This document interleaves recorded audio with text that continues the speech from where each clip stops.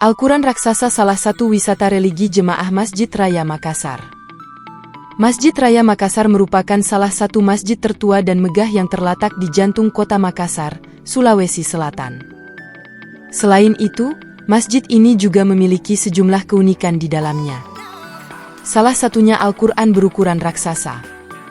Al-Quran ini berukuran 1 x 1,5 meter, dipajang di lantai 2 masjid yang memiliki desain arsitektur gaya Timur Tengah.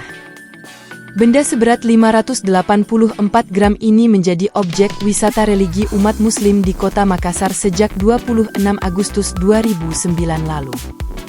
Al-Quran raksasa ini tidak ada yang berbeda dari Al-Quran pada umumnya. Ayat-ayat suci berjumlah 6.666 yang terangkum dalam 30 juz serta 605 lembar. Namun, ada yang lebih istimewa dari Al-Quran ini, yakni ditulis dengan menggunakan tinta spidol khusus warna hitam oleh Kiai Haji Ahmad Fakih dari Yayasan Al-Asy'ariyah Kalibeber Wonosobo, Jawa Tengah.